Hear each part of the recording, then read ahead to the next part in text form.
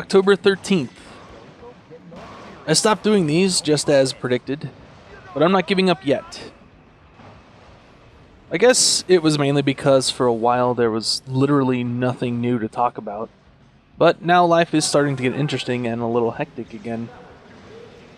I finally managed to get a job at a small software company. I'm not going to say where because I don't like mixing job life and personal life. I will say that I am making quite a bit more money there than my previous job. It's definitely an upgrade.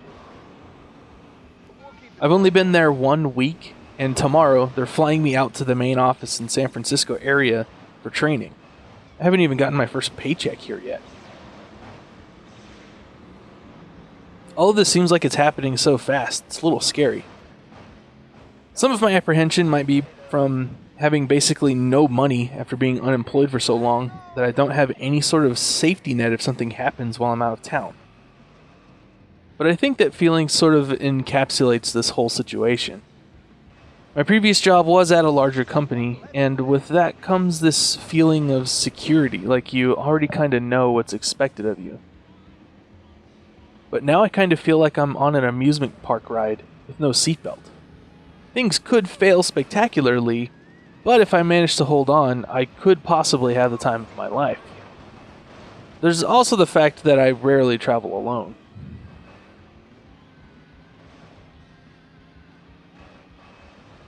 October 14th.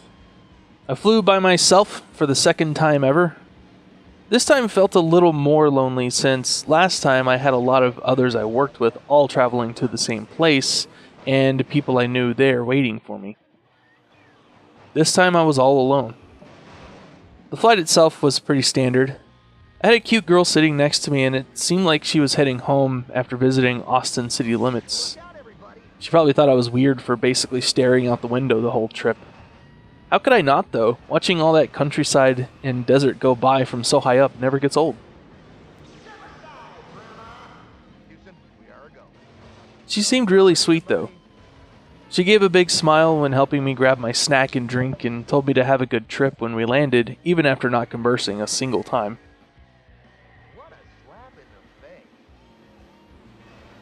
The last few days leading up to this trip, I had a bad feeling that something would happen when I got here.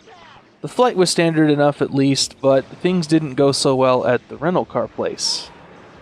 When my boss sprung this trip on me, I told him I was a little apprehensive since I was out of work for so long and haven't gotten my first paycheck yet. Normally the policy is to book stuff and pay out of pocket for everything, then get reimbursed later. I have barely enough to afford food for the week. He told me everything would be paid for, and I got receipts for the flight, hotel, and car. But when I got to the rental place, they tell me I have to pay for a $200 deposit and insurance. Neither of those were paid beforehand. So of course, that wiped out my entire food budget, and now I have less than $30 to my name to survive 1,500 miles away from home. I get the feeling sometimes that people just don't know what "I don't have money" means. If he had waited a week for me to at least get my first paycheck, this wouldn't have been nearly as big a deal. October 15th. I have congregated with the locals by trying out the local cuisine. I'm sitting here by myself at an In-N-Out, listening to a guy have what sounds like the most hilarious conversation ever, and he's not even holding a phone. The burger was pretty good. I actually had In-N-Out in Dallas a couple of years ago. This one in California was better. None of that matters, because Whataburger's still better anyway. I put In-N-Out just under mighty fine on the burger scale. October 16th. The car they gave me at the rental place is a late model Toyota Corolla. It was apparently an upgrade from what was paid for, probably because of availability since the lot was pretty empty by the time I got there. I guess it's an upgrade from the economy class they paid for. I don't know. I guess I've been spoiled by our van on things like legroom, headroom, visibility. It's got a pretty good sound system at least. October 17th.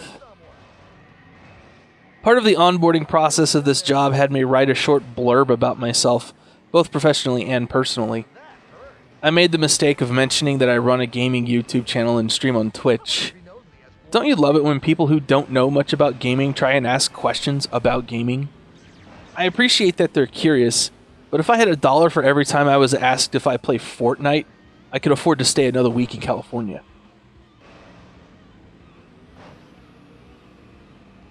The vibe of this town is kinda weird.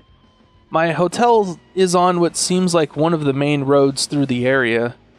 Just one street over is nothing but low-end housing, with really thin streets and cars parked on each side. I almost got hit by a car driving the other way because there's barely enough room for even one car to drive. There's also at least 2 gentlemen's clubs along this stretch of road. I can see one called Hanky Panky from my hotel window.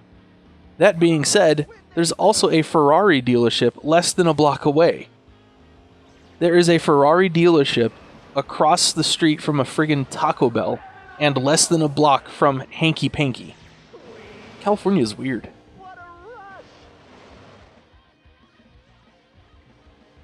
October 20th.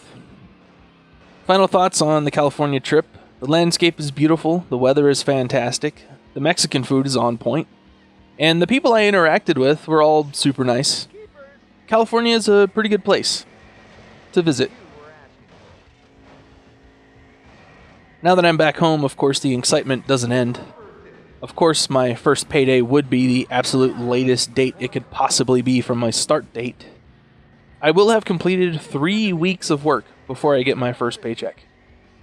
I also haven't gotten any reimbursement for my travel expenses yet either, so that has put me further in a bind. Add on to that, before the trip, we noticed the van was running hotter than normal. One thing that is a little concerning is the temp gauge on the dash still shows that temps are normal, but you can feel it even when the hood is closed, and when you open, there's that hot engine smell. Luckily, nothing has gotten hot enough to cause any damage yet, but we took the van to the shop for a checkup, and apparently one of the vacuum hose connectors on the radiator has broken off into the radiator, so it's been leaking coolant. Of course, this isn't an easy repair, and the van will need a whole new radiator, which will set us back about $1,800. And it's still 6 days till payday. At least I'm lucky enough to have good friends that can still help out in situations like this.